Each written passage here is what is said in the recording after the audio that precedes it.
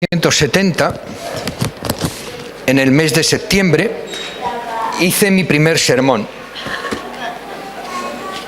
Ha llovido desde entonces, pero siempre que me subo al púlpito, estoy exactamente igual de tenso y de nervioso. Y yo pido al Señor que nunca deje de estarlo, porque yo soy consciente que cuando una persona se sube al púlpito, está transmitiendo la palabra de Dios. Y para poder hacerlo, tiene que ser un canal adecuado. No digo un buen canal, porque no daría la talla a nadie. No digo un canal específico, porque tampoco adecuado. Porque lo que nos interesa, a lo que nos hemos reunido en esta mañana, no es a escucharme a mí, sino a oír la voz de Dios. Vamos a orar. Sí, Padre, te alabamos y te glorificamos. Necesitamos de ti. Con frecuencia no somos conscientes. Con frecuencia vivimos nuestras vidas sin pensar en ti. Pero no por eso te necesitamos menos. Te pedimos en esta mañana que tú obres con poder en medio de nosotros. Renunciamos a cualquier parte que nosotros podamos tener en esto. Y queremos ser simple, escuetamente, un instrumento tuyo. Por eso apartamos todo lo que nos pueda impedir de alguna manera que eso sea una realidad. Y clamamos desde lo más profundo de nuestro corazón: Padre, hágase tu voluntad. Amén. Os invito a abrir vuestras Biblias en la epístola a los Hebreos, en el conocido capítulo 12.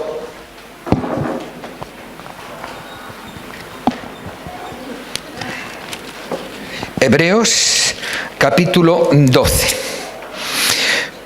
Voy a leer solo 2 versículos, pero yo os invito a que en vuestras casas leáis del 10, desde el capítulo 10, versículo 32, hasta el capítulo 12, versículo 5. Vamos a leer los 2 primeros versículos del capítulo 12.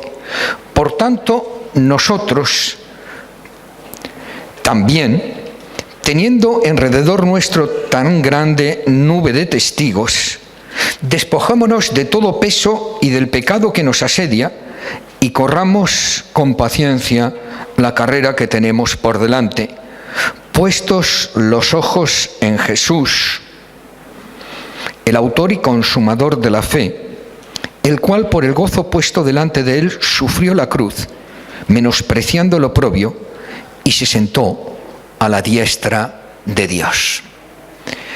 Me gustaría hacer una pregunta. ¿Cuántas mujeres que hay aquí han tenido hijos? Levanten la mano, por favor. Bueno, hay un buen grupo de mujeres que han tenido hijos. La segunda pregunta: ¿cuántas de estas mujeres que han tenido hijos, levanten su mano, por favor, lo han hecho sin dolor?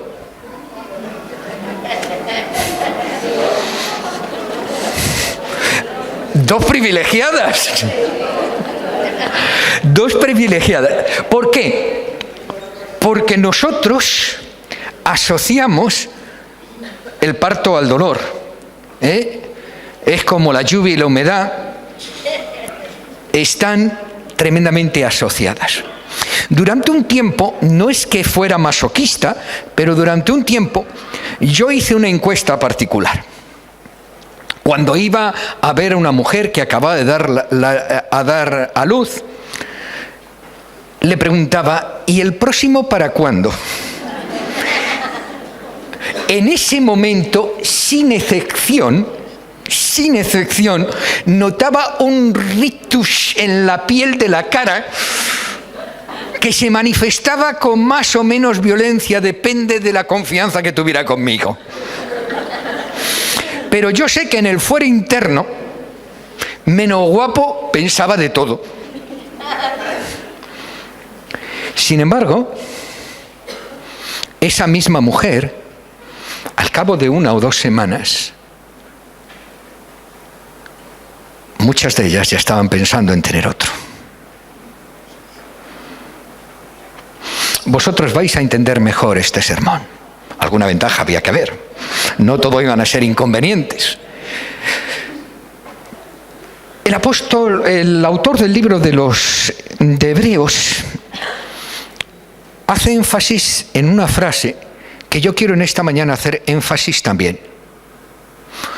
Puestos los ojos en Jesús. Hermanos, hay una realidad evidente.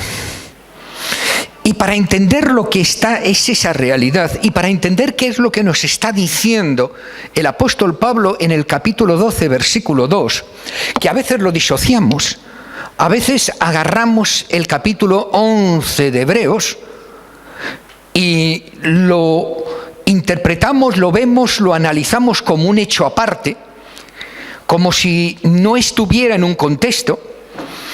Hay una serie de preguntas para entender lo que Dios nos dice, hay una serie de preguntas que nosotros nos tenemos que hacer siempre. Si queremos saber qué está realmente queriendo decir el Señor en cualquier libro, en cualquier epístola, en cualquier apartado de la Biblia, hay una serie de preguntas que nos tenemos que hacer. ¿Quién lo escribió? ¿A quién lo escribió? ¿Por qué lo escribió? ¿Y dónde lo escribió? Porque todas esas circunstancias históricas, sociales y geográficas nos van a dar el contexto adecuado para entender lo que quiere decir.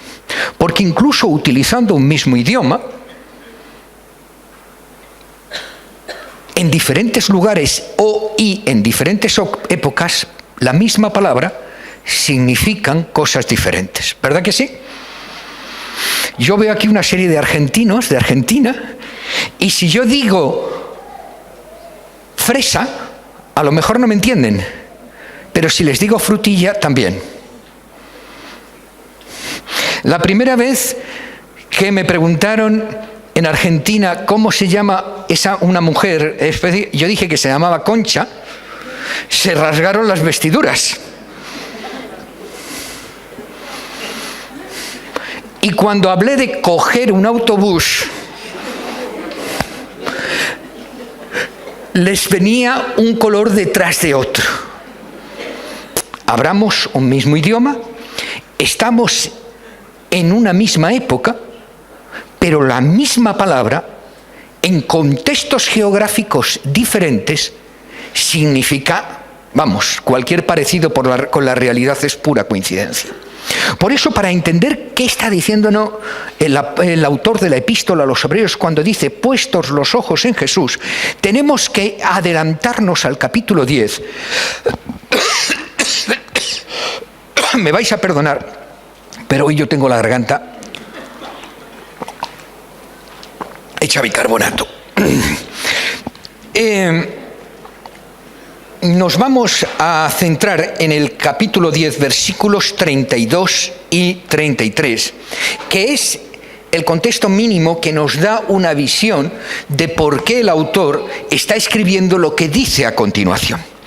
En ese pasaje que habla de las dificultades que son parte de la vida, dice: pero recordad los días pasados, cuando después de haber sido iluminados, soportasteis una gran lucha de padecimientos, por una parte, siendo hechos espectáculos públicos en oprobios y aflicciones, y por otra, siendo compañeros de los que eran tratados así.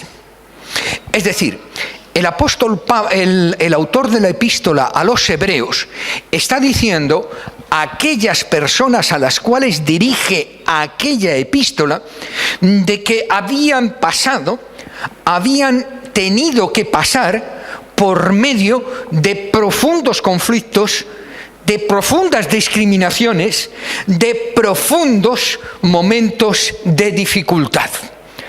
Y esto que está diciendo el autor, muchos estudiosos, o los estudiosos, tratan de utilizar estos versículos, como algunos del versículo 12, para tener una idea de a quién fue dirigido en particular. Unos comentaristas, unos exégetas, unos estudiosos de la Biblia dicen que el autor se refiere a la expulsión de los judíos, y con ellos los judíos que eran cristianos de Roma, que fue en el año 49. Otros, por el contrario, dicen que se refiere a los sufrimientos de la iglesia de Jerusalén que se narran en los primeros capítulos del libro de Hechos. Y hay algunos estudiosos que dicen, por el contrario, que se está refiriendo a la persecución, la primera gran persecución del cristianismo en tiempos de Nerón, hacia el año 60 después de Cristo. La realidad es que nadie sabe a ciencia cierta a quién se dirigió y por qué causa específica fue escrita esta epístola y de una manera particular fueron escritos estos versículos. Lo que sí están todos de acuerdo, a lo que sí nos podemos aferrar, es que estas palabras están dirigidas a unos hombres y a unas mujeres que están soportando, en el nombre del Señor, profundas aflicciones y dificultades, que están pasando por momentos especialmente difíciles, que están en medio de una crisis. Hay algunas personas por ahí que predican que el cristiano no tiene que tener problemas, y si tiene problemas es falta de fe. Hay otras personas que piensan y predican que el cristiano no tiene que tener problemas económicos, no tiene que tener enfermedades, etcétera, etcétera, etcétera. Eso no es cierto. Y eso no es cierto no porque lo diga yo, eso no es cierto no porque a mí me parezca, eso no es cierto de una manera clara, porque la Biblia nos dice claramente que no es así. Hay una afirmación del Señor Jesús que quita cualquier duda al respecto. Esa afirmación del Señor Jesús es concisa, es clara y es precisa. En el mundo tendréis aflicción. El cristianismo no es como una especie de escudo que nos salvaguarda de las dificultades. El cristianismo no es una especie de talismán que nos libra de los momentos difíciles. Jesús dice que en el mundo tendremos aflicción, que la aflicción es la parte de la vida, no estamos exentas de ellas. Es más, está diciendo que en el mundo tendremos serias aflicciones. Entonces os entregarán a tribulación y os matarán y seréis aborrecidos por todas las naciones por causa de mi nombre. Entonces muchos tropezarán y se traicionarán unos a otros y se aborrecerán unos a otros. Muchos falsos profetas se levantarán y engañarán a muchos, y por haberse multiplicado la maldad se enfriará en muchos el amor, pero el que persevere hasta el final será salvo. Es decir, a mí me gustaría afianzarme en otras palabras que cuando dice pues que somos más de vencedores, de que en Cristo hay gozo, y etcétera, etcétera. Pero la Biblia dice claramente que no solamente estamos al margen de las dificultades, sino que en muchas ocasiones, cuando tratamos de vivir la vida cristiana de una manera radical, y cuando digo radical no me refiero a fanatismo, sino hasta sus últimas consecuencias. Cuando no dejamos en nuestra vida la mediocridad, la ambigüedad o que el pecado vaya por ahí haciendo de las suyas. Cuando pretendemos ajustar nuestro caminar diario a la voluntad de Dios, vamos a tener incluso dificultades añadidas. Pero hay una cosa curiosa. Ayer por la tarde estaba mirando la Biblia y encontré lo siguiente, mirad. En el Nuevo Testamento encontramos 138 versículos que nos hablan de la aflicción. Encontramos 237 versículos que nos hablan de la tribulación. 98 versículos que nos hablan del dolor. Pero encontramos un contrapunto. 712 versículos que nos hablan del gozo. 470 versículos que nos hablan de la alegría y de la felicidad. Es verdad que en la Biblia nos dice, Jesús nos advierte, encontramos en sus páginas que en el mundo tendremos aflicción, que en el mundo tendremos dificultades, que en el mundo tendremos problemas, que no estamos exentos de vivir la vida como los demás. No estamos exentos de ellos, pero no es menos cierto que al final de las cosas, al final del cómputo, cuando sumamos una cosa y otra, nos encontramos que el gozo, la felicidad y la alegría tienen un peso mayor.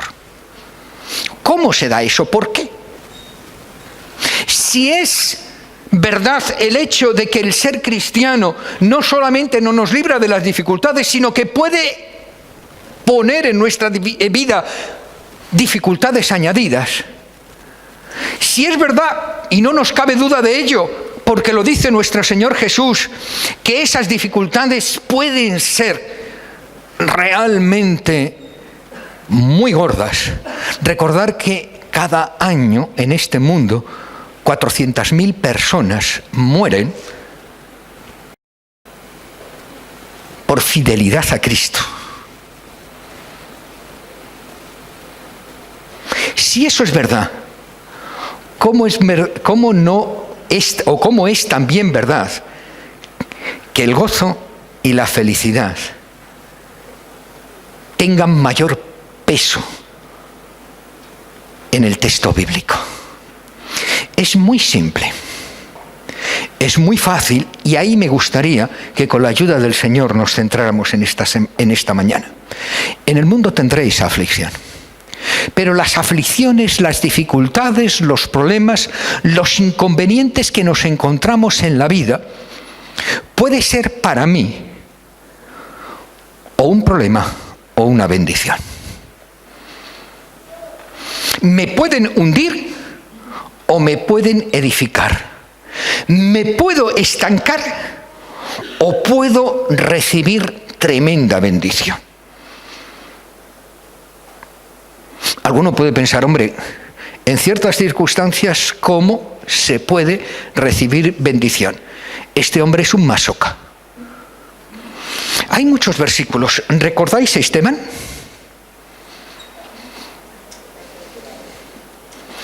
Esteban está siendo apedreado.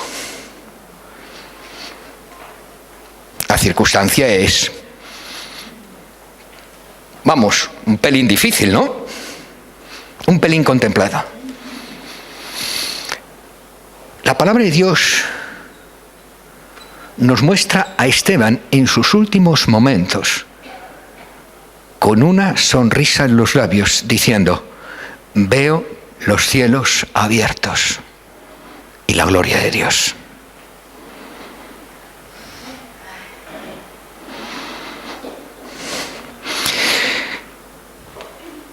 La aflicción, la dificultad o los problemas están con nosotros. El tema es que nos hundirán o nos edificarán, dependiendo de cómo enfoquemos esos problemas.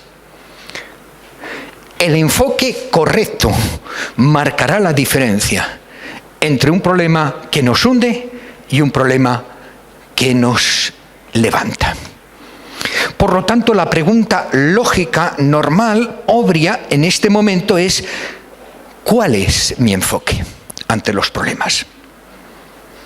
¿Cuál es mi enfoque?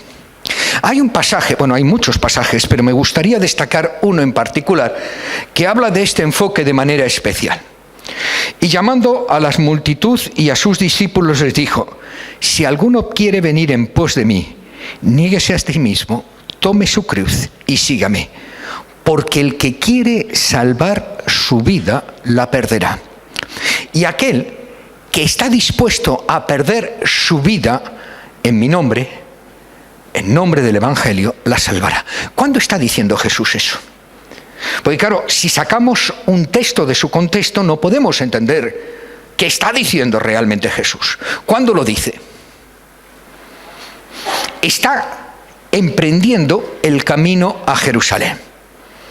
En Cesarea de Filipos, él preguntó a sus discípulos: ¿quién soy yo? Y Pedro, ese entrañable cabezón y impulsivo Pedro, dijo: tú eres el Cristo, el Hijo de Dios viviente. ¿Recordáis las palabras de Jesús? Bienaventurado Simón, hijo de Jonás, porque eso no te lo reveló ni la carne ni la sangre, sino mi Padre que está en los cielos. Y yo me imagino a Pedro que está a punto de reventar. No le cabe en el cuerpo tanta satisfacción. Me ha llamado Jesús bienaventurado. Vamos, yo soy aquí el non plus ultra. Empiezan a caminar y entonces el Señor Jesús reúne a sus discípulos y les dice: voy a Jerusalén.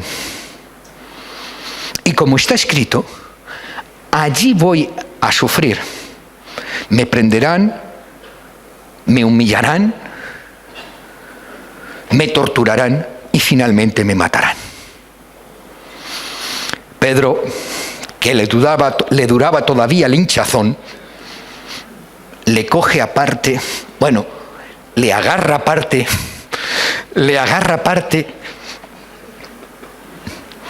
y le dice: mira, no, vamos a buscar otra solución porque esa no me gusta. Y el Señor le dice palabras durísimas. Le dice: apártate de mí, Satanás. Porque eso viene de Satanás, no de Dios. Y a renglón seguido dice estas palabras. Está diciendo: mirar, hay dos maneras de enfocar. Hay dos maneras de afrontar los problemas, en la cual cada uno de nosotros va a utilizarla en un momento determinado. Siempre una de estas dos maneras. O lo hacemos a nuestra manera, o lo hacemos a la manera de Cristo. No hay más. O lo hacemos como a mí me parece, o lo hacemos como a Cristo le parece. Nosotros podremos buscar lo que sea. No, es que yo pido consejo. A mí me han pedido consejo muchas veces, y cuando me estaban pidiendo consejo, yo me estaba dando cuenta que me estaba tratando de guiar para que yo dijera lo que la persona quería oír. En muchas ocasiones, cuando tenemos un problema, le decimos: Jesús, ¿verdad que...? Y en otras ocasiones nosotros tomamos unas decisiones y las ponemos espiritualmente delante de Él para que Él las bendiga.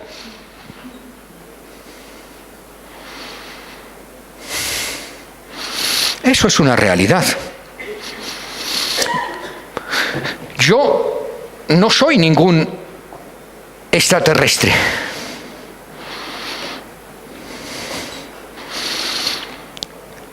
En muchas ocasiones yo me he dado cuenta de que estaba haciendo las cosas a mi manera, como yo creía que se tenían que hacer. La palabra de Dios nos está diciendo que cada uno de nosotros es inevitable que opte por una de estas dos soluciones. o a mi manera o a la manera de Cristo.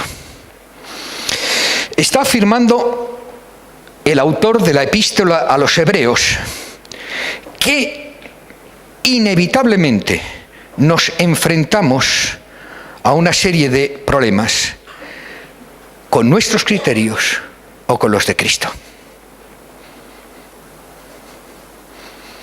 Ahora, hay otro tema. ¿Cuál es? ¿Por qué hacemos esto?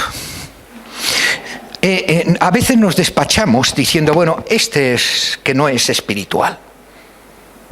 O este es que no ha entendido el Evangelio. Pero a mí me gusta entender el por qué hacemos lo que hacemos.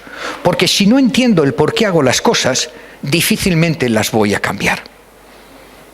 ¿Por qué hacemos esto? ¿Por qué actuamos así? Y si alguno dice que no actúa así nunca, no le creáis, porque puede mentir en cualquier otra cosa más. Es innato al ser humano. Viene con nosotros, nos viene de serie. El origen de nuestro problema. ¿Cuál es el origen de esta actitud? ¿Por qué actuamos así? Mirar, en el fondo de nuestro corazón hay una especie de dicotomía en que hay una serie de cosas que son espirituales y otra cosa que no son espirituales. Hay cosas que pertenecen al mundo de lo espiritual y hay cosas que pretenden que pertenecen al mundo de lo no espiritual. Y cada uno tiene su cajón y va metiendo esto es espiritual y aquello no es espiritual. El trabajo, no, eso no es espiritual. El dinero, eso no es espiritual. Mis relaciones con la esposa, eso no es espiritual. La lectura de la Biblia, sí, eso es espiritual. La iglesia, sí, eso es espiritual. Depende de quién sea el pastor o los diáconos o las personas que estén allí. Es decir, según las circunstancias que nosotros vivamos, lo pasamos al cajón de lo espiritual o al cajón de lo no espiritual. Pero la Biblia no nos enseña eso. Eso viene del paganismo griego. El paganismo griego difundió a través del gnosticismo la idea de que el hombre era un alma encerrado en una cárcel que se llamaba cuerpo. El cuerpo no era espiritual, el alma sí era espiritual. Y eso ha llegado hasta nuestros días y está tremendamente grabado en nuestros cromosomas, pero eso no es bíblico. Cuando la Biblia define al hombre, lo define como un alma viviente. Es decir, como un alma con patas. No hace diferencia entre cuerpo, alma y espíritu. La diferencia entre cuerpo, alma y espíritu la hacemos nosotros, pero en un ejercicio puramente intelectual para entender o para explicar una serie de cosas. La Biblia dice que yo soy hombre, y de la misma manera que nadie puede decir que yo soy pulmones, o que yo soy hígado, o que yo soy riñón, o que yo soy corazón, o que yo soy piernas, porque yo no soy nada de eso, soy el conjunto de todo eso que funciona armónica, conjuntadamente en una misma dirección. De esa misma manera, el hombre es un alma viviente. Por lo tanto, todo lo que yo hago, todo lo que yo pienso, todo lo que yo decido, tiene una consecuencia y una trascendencia espiritual. No hay nada de lo que yo pueda hacer, pensar o decidir que está fuera de esa trascendencia, que está fuera de ese contexto espiritual. Por eso, el autor de la epístola a los Hebreos, a quien sea, no nos importa, y además yo doy gracias a Dios porque no especifique a quién va dirigida, porque cualquiera de nosotros en cualquier circunstancia puede hacer suya esas palabras. Les está diciendo, tenéis dificultades, estáis pasando por serios problemas.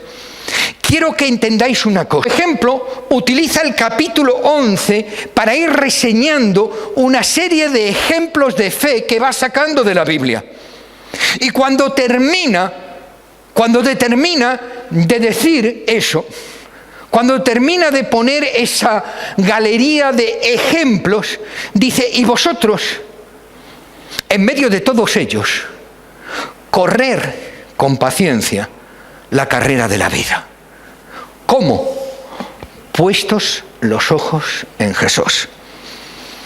Puestos los ojos en Jesús, no en el caso ya de que es Redentor, que lo es, no porque sea el Hijo de Dios, que lo es, igual a Dios, de la misma esencia y sustancia de Dios, que lo es, sino porque Jesús es un ejemplo vivo en el cual nosotros nos podemos comparar, de un hombre que deja libre y voluntariamente su deidad aparcada para tomar cuerpo de hombre, vivir como hombre, padecer como hombre y morir como hombre. Y lo hace sin pecado. Y lo hace bajo la voluntad de Dios. Y lo hace de una manera correcta. Bueno, nosotros nos podemos escudar diciendo: bueno, es que es Jesús. Y yo, vamos, no le llego, no digo ya ni a la planta de los pies, ni siquiera a la suela de sus sandalias. ¿Y es verdad o no?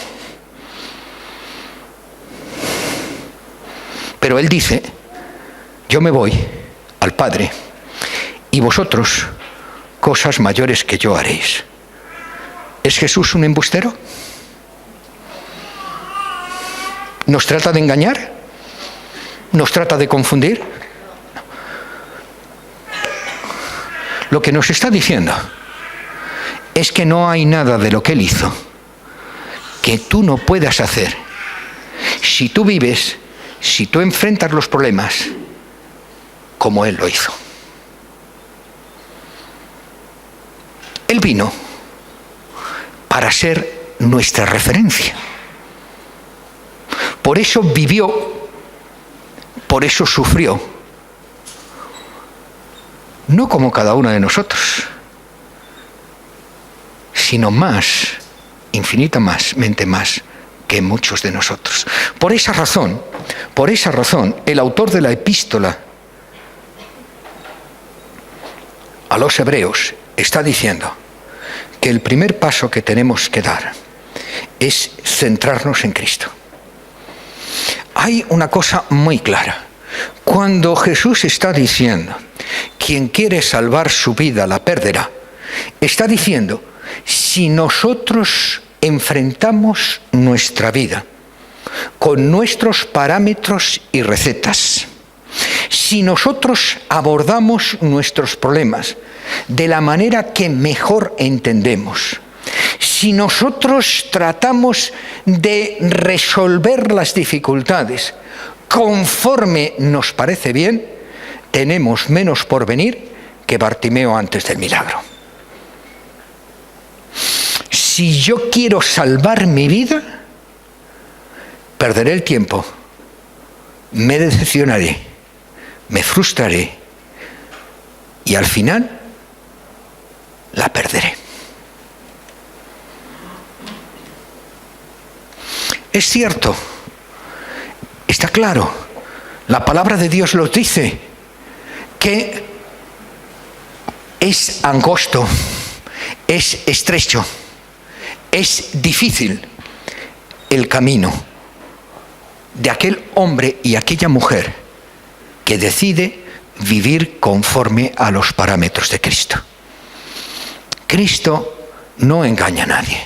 Cristo no tiene rebajas de otoño y de primavera. Bueno, si tú no quieres, bueno, pues no pasa nada. Vamos a rebajar el listón. No. El camino es difícil, es angosto, es estrecho. Pero en el versículo que antes hemos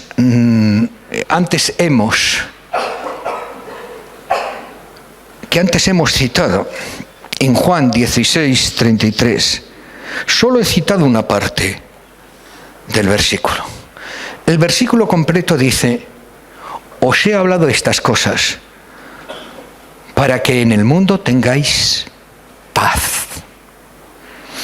En el mundo tendréis aflicción, pero si confiáis en mí, yo he vencido al mundo. Si os ajustáis a mis parámetros, si enfrentáis la vida como yo la he enfrentado, entonces la victoria que yo he obtenido, vosotros la obtendréis. Si en vez de centrar nuestra problemática, nuestra vida, nuestros pensamientos y nuestras decisiones en la manera que nosotros tenemos de ver las cosas, decidimos centrar nuestra vida en la manera en que Jesús vio las cosas, no solamente tendremos paz, no solamente tendremos gozo, incluso en medio de las dificultades, sino que además tendremos éxito. No es una incongruencia que Jesús nos diga que tendremos aflicción y que en el conjunto del Nuevo Testamento la carga, el peso y el énfasis esté en el gozo, la victoria y la felicidad. Porque eso es lo que Dios promete a aquel hombre, a aquella mujer que decide jugársela por Él, que decide renunciar a sus parámetros, a su manera de ver y de entender la vida y hacerla con los parámetros de Cristo Jesús. Yo creo que la mayoría de nosotros estamos de acuerdo con eso, ¿sí o no? Otra cosa es hacerlo. Otra cosa es hacerlo.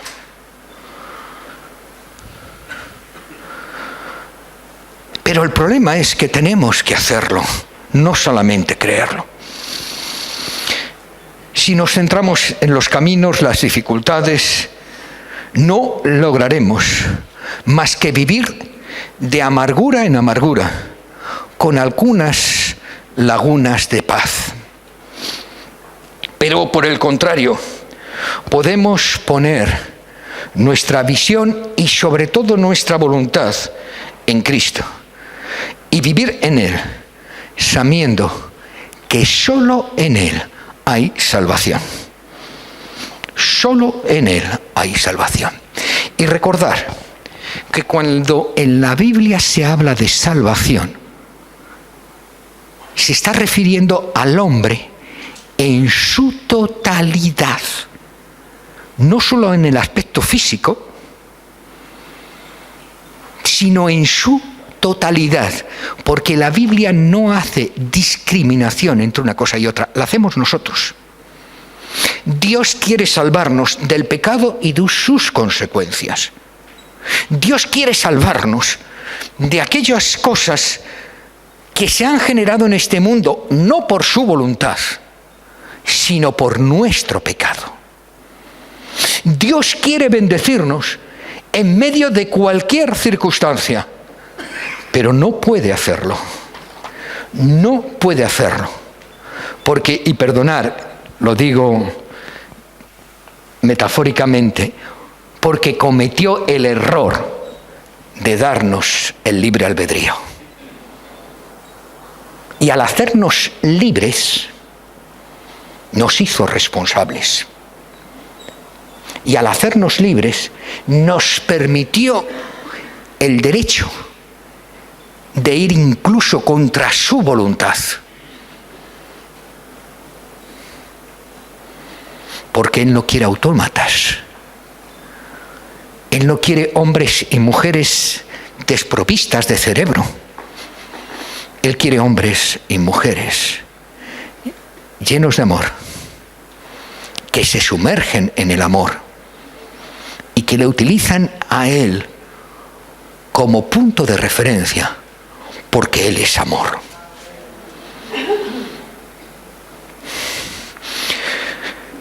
Sí, hermanos, hay un enfoque correcto.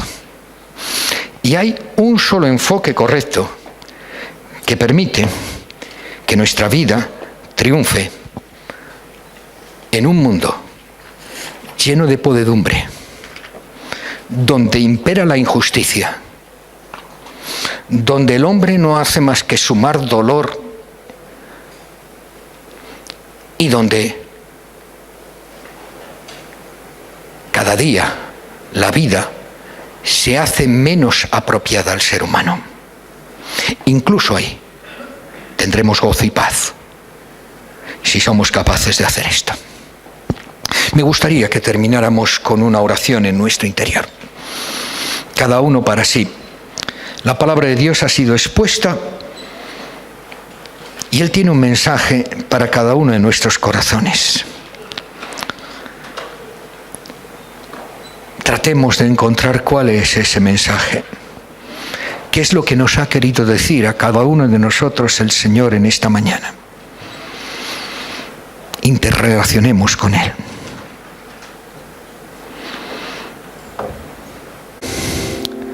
En el mundo tenemos aflicción.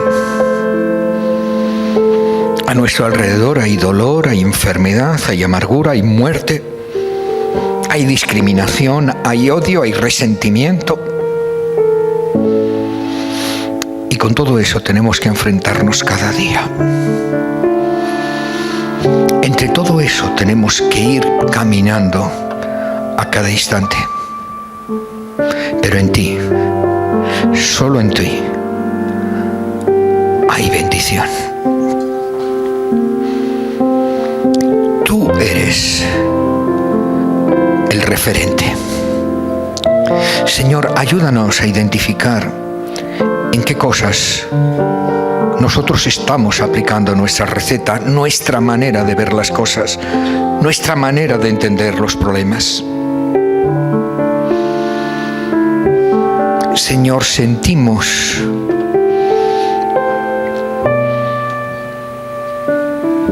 que cada día queremos ser menos nosotros y más tú. Que cada día necesitamos ser menos nosotros y más tú. Por eso te pedimos, por eso clamamos a ti diciendo, Señor, dirígenos, guíanos, para que comprendamos y lo apliquemos a nuestra vida. Vamos a despedir este culto entonando este cántico con nuestras manos levantadas, pero que no sean nuestras manos, sino nuestros corazones. Nos ponemos en pie.